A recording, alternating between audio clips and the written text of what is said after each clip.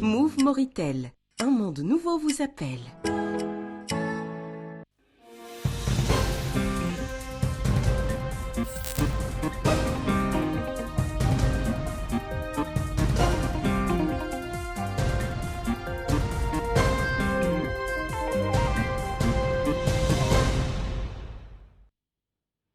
Signature de 2 accords de financement entre notre pays et le FADES pour financer plusieurs projets de développement dans les secteurs des routes et de l'eau potable.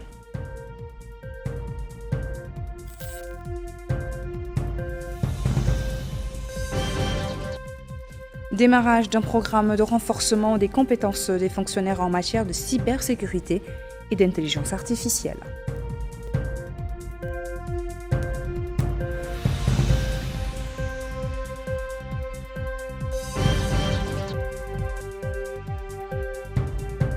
Et lancement des ateliers consultatifs sur le développement de la filière horticole dans la wilaya du Trarza et son rôle dans la sécurité alimentaire nationale.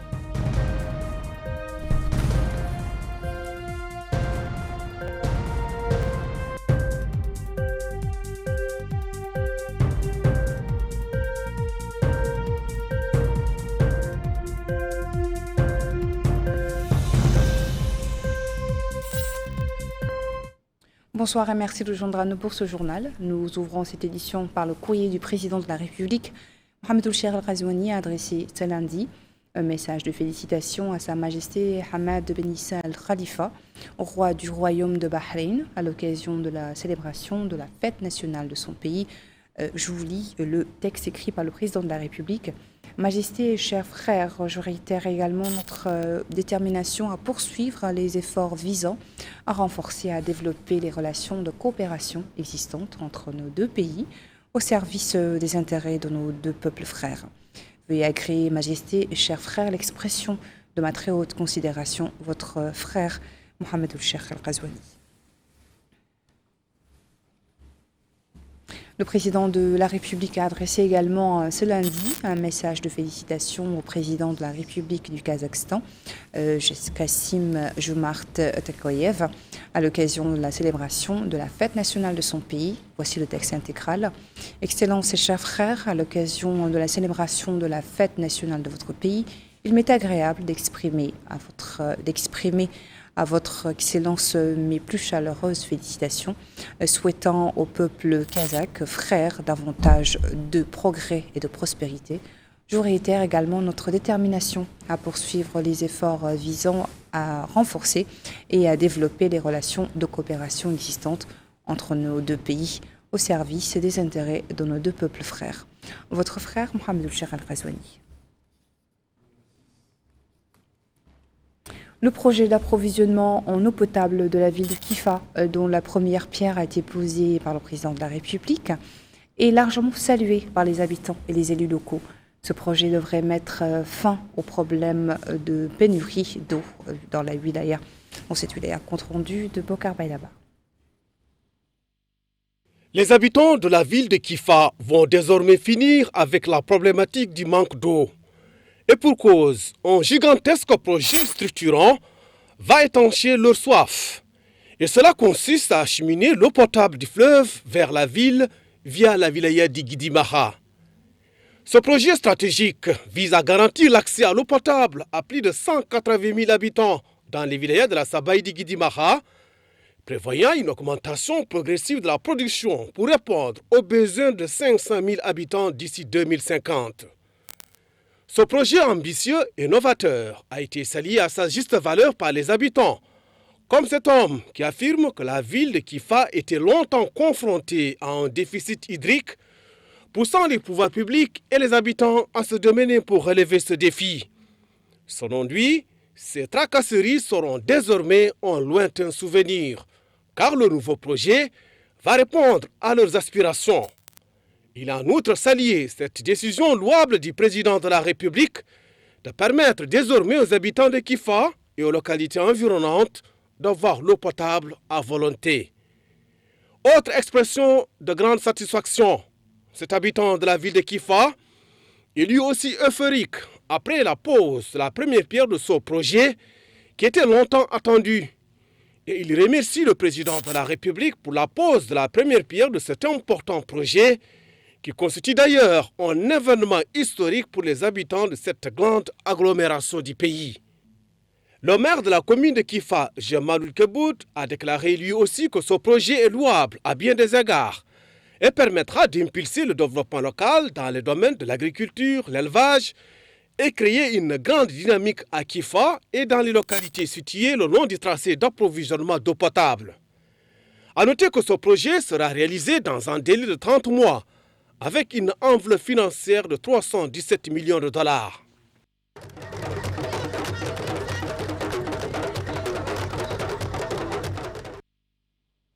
Le comité ministériel chargé de la révision du cadre institutionnel de la formation professionnelle et des industries traditionnelles s'est réuni aujourd'hui à la primature sous la présidence du Premier ministre Mokhtar Djaï. Au cours de la réunion, le Premier ministre a expliqué que cette réunion s'inscrit dans un processus plus large visant à réviser et à moderniser le cadre institutionnel de la formation professionnelle et des industries traditionnelles, faisant remarquer que cette initiative répond aux objectifs définis par le président de la République dans son programme électoral « Mon ambition pour la nation », notamment ceux relatifs à la création de l'Agence nationale pour la formation professionnelle et de l'Agence nationale pour la promotion des industries traditionnelles et de l'économie sociale et solidaire. Le Premier ministre a souligné que la création de ces deux institutions s'est rendue nécessaire par les perspectives économiques du pays, le besoin de développer les secteurs économiques prometteurs, l'éducation de la formation aux besoins du marché du travail et l'importance d'assurer une gouvernance efficace du secteur. Ceci est d'autant plus crucial compte tenu de la fragmentation des établissements de formation professionnelle, de la faiblesse du cadre institutionnel, mais également des industries traditionnelles et d'un besoin urgent d'une structure efficace capable d'unifier les efforts, en s'appuyant sur les expériences des pays aux économies similaires.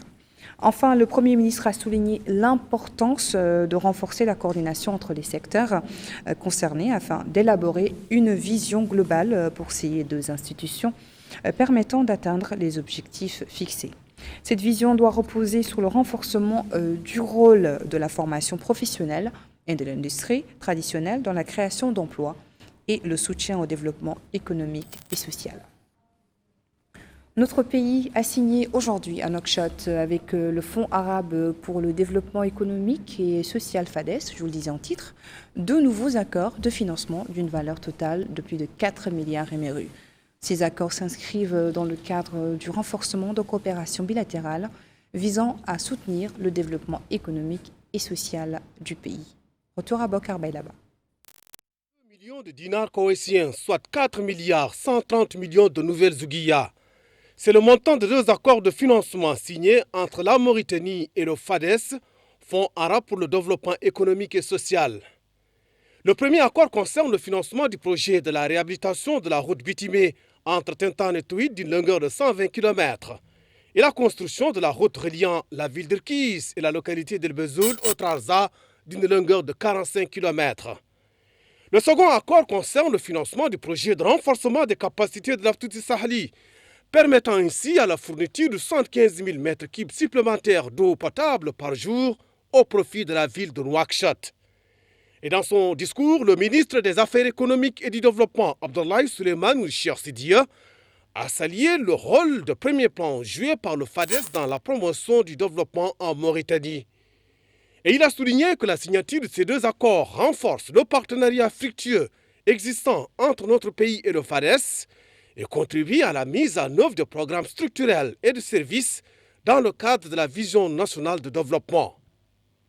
À son tour, le directeur général, président du conseil d'administration du FADES, Fawzi Youssef El Hanif, a déclaré que le fonds, à travers ces accords, vise à soutenir les efforts du gouvernement mauritanien pour établir les bases du développement économique et social.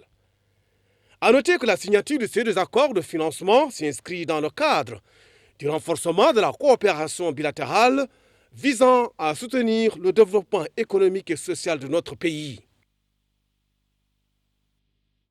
Les travaux d'un programme de formation en cybersécurité et intelligence artificielle au profit de 300 fonctionnaires de divers secteurs gouvernementaux ont débuté aujourd'hui à Nouakchott.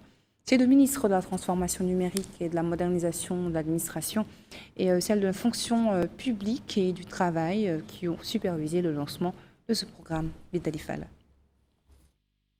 300 fonctionnaires issus de plusieurs secteurs gouvernementaux ont entamé à Nouakchott une formation spécialisée en cybersécurité et en intelligence artificielle dans le cadre d'un programme lancé par le gouvernement pour accompagner la modernisation de l'administration publique.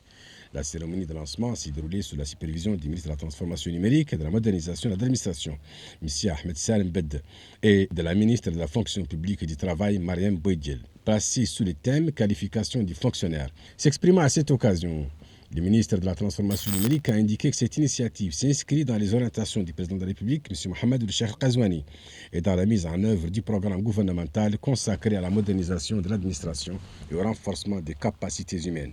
Il a souligné que la formation permettra de disposer de fonctionnaires qualifiés aptes à accompagner la transition numérique de l'État. Bede a également précisé que le programme est mis en œuvre par le Centre de formation et d'échange à distance, en partenariat avec les bureaux de coopération allemands en Mauritanie. De son côté, le directeur du Centre de formation et d'échange à distance a rappelé que la transformation numérique et la modernisation de l'administration ont connu ces dernières années des avancées notables reconnues tant au niveau national qu'international. Pour sa part, l'ambassadeur d'Allemagne en Mauritanie a salué les efforts constants déployés par notre pays dans la lutte contre la cybercriminalité. Pour la coopération allemande, le renforcement des compétences nécessaires d'une administration moderne, transparente et efficace constitue une priorité stratégique que nous soutenons à différents niveaux. Ce programme s'inscrit dans le cadre des efforts gouvernementaux visant à renforcer les compétences nationales dans le domaine du numérique et à accompagner les mutations rapides que connaît le monde, notamment en matière de cybercriminalité et d'intelligence artificielle. Des journées consultatives sur les moyens de développer la chaîne de valeur horticole dans la wilaya du Trarza ont démarré aujourd'hui à Nouakchott. Mohamed Khatat nous fait le compte-rendu.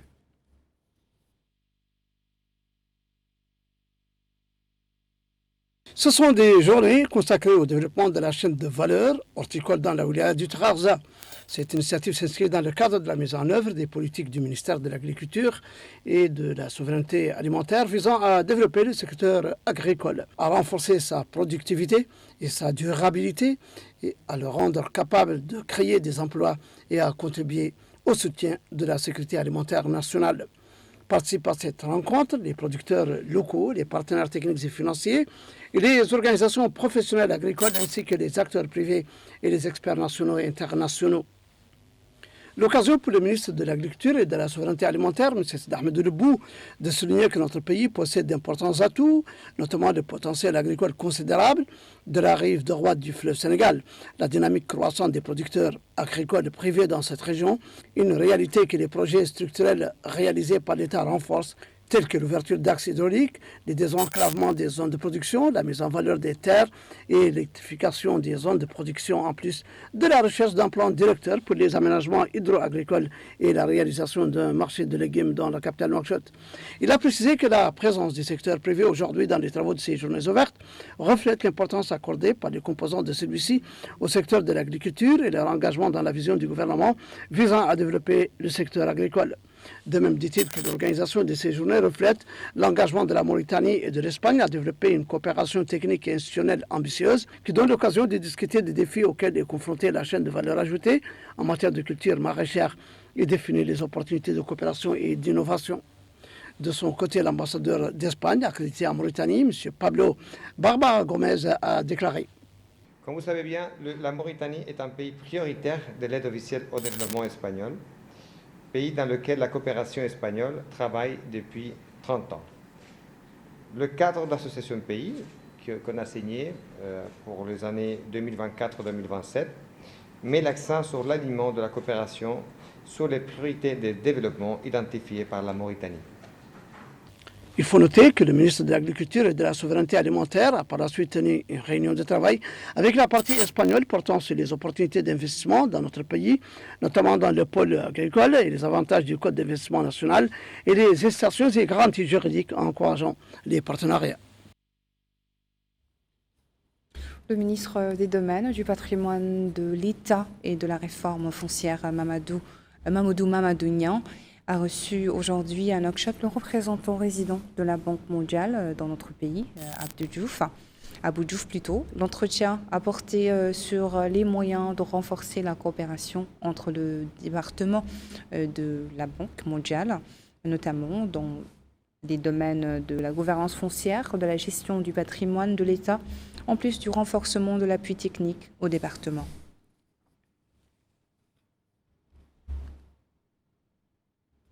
Le ministre délégué auprès du ministre de l'Intérieur, de la décentralisation et du développement local, Yacoub Salemval, a reçu ce soir au siège du ministère une délégation de la Direction générale des collectivités territoriales du Maroc. Cette délégation est conduite par Abdelwahab Jabri, gouverneur chargé du pôle coopération et documentation à la Direction générale des collectivités territoriales, et comprend plutôt Mbarka Bouida, présidente de l'Association des régions du Maroc, et Mounir Lemouri, président de l'Association marocaine des présidents de conseils municipaux. L'entretien a porté sur les moyens de renforcer la coopération, notamment dans les domaines de la décentralisation et du développement local. À l'issue de cette rencontre, une réunion élargie s'est tenue entre la délégation du ministère délégué et les représentants marocains. Cette réunion était présidée par Mouna Siem, chargée de la décentralisation et du développement local au sein du ministère délégué, auprès du ministre de l'Intérieur, de la décentralisation et du développement local. Était présent à cette réunion le directeur plutôt général adjoint de la Direction générale de la décentralisation et du développement local, ainsi que le président de la région du Trarza et le président de l'Association des maires de Mauritanie. Dans la wilaya du Had al-Sharqi, les travaux de la première phase de l'atelier technique du projet Aukar ont débuté aujourd'hui à Néma. L'atelier vise à familiariser les acteurs locaux avec le projet qui ambitionne de promouvoir le développement local dans la région d'Aukar. Bokar Bailaba. L'objectif de l'atelier est d'informer les acteurs locaux des objectifs du projet Aukar phase 1, qui fait partie du programme de développement intégré de l'élevage dans les zones d'Aukar. L'occasion pour le secrétaire général du ministère de l'élevage, Ahmed Al-Allal, de souligner que l'approche du projet Aukar apporte un ensemble de solutions innovantes et intégrées, comprenant des itinéraires de transhumance et leur connexion au marché et services, le renforcement des infrastructures pastorales par la création de points d'eau et le développement des services de vulgarisation vétérinaire. À cela s'ajoute l'implication des éleveurs dans la prise de décision via des comités pastoraux régionaux et locaux. Et il a souligné que le projet incarne l'ambition des hautes autorités visant à renforcer le développement local, en particulier dans les zones enclavées. Autre allocution, c'est celle prononcée par le président de la région du Had al-Sharqi, Mohamedou Tijani, qui a salué les efforts du département de l'élevage, soulignant que ce projet répond aux piliers essentiels du développement dans les zones d'Aukar. A noter que le programme Aukar phase 1 est un projet structurant visant à renforcer durablement le secteur agropastoral en Mauritanie grâce au développement d'infrastructures, l'appui à la transformation locale, l'innovation et une gouvernance rigoureuse. Le budget total du projet s'élève à 27 millions de dollars.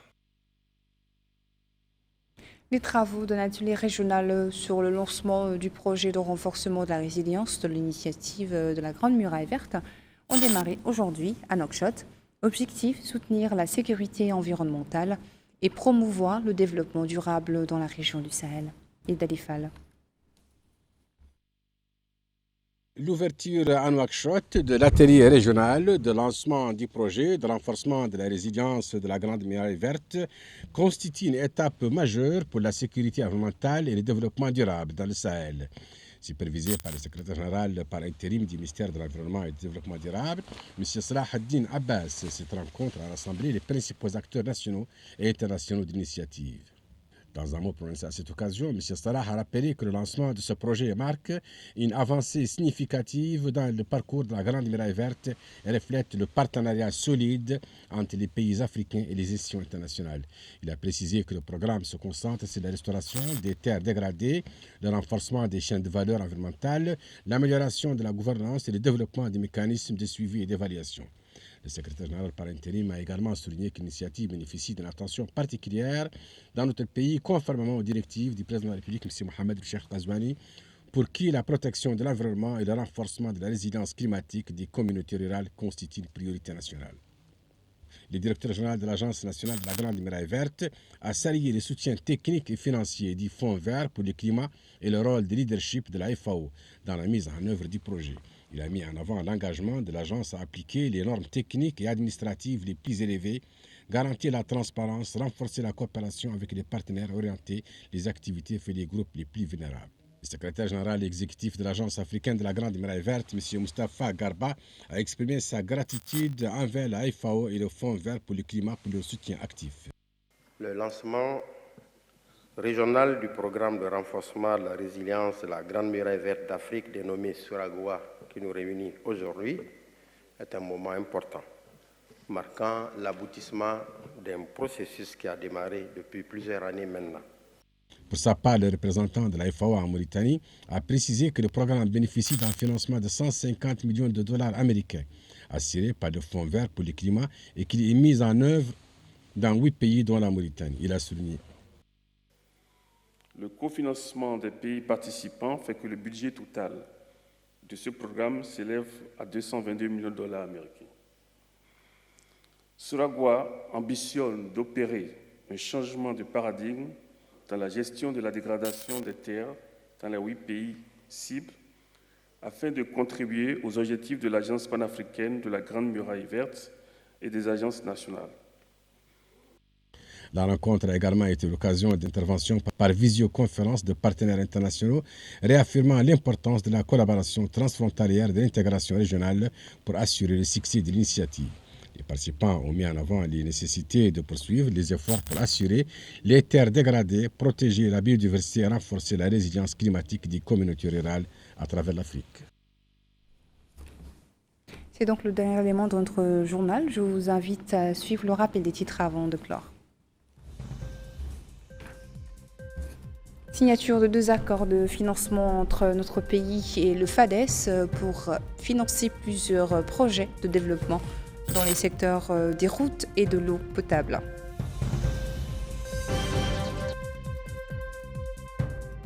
Démarrage d'un programme de renforcement des compétences des fonctionnaires en matière de cybersécurité et d'intelligence artificielle.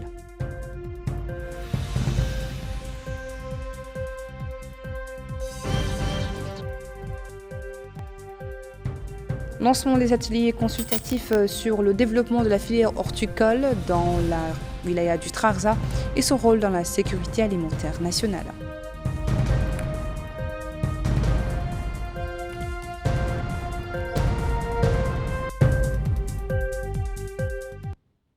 Merci de votre attention. Merci également à toute l'équipe. Je vous souhaite une excellente semaine en compagnie des programmes d'El Mauritania.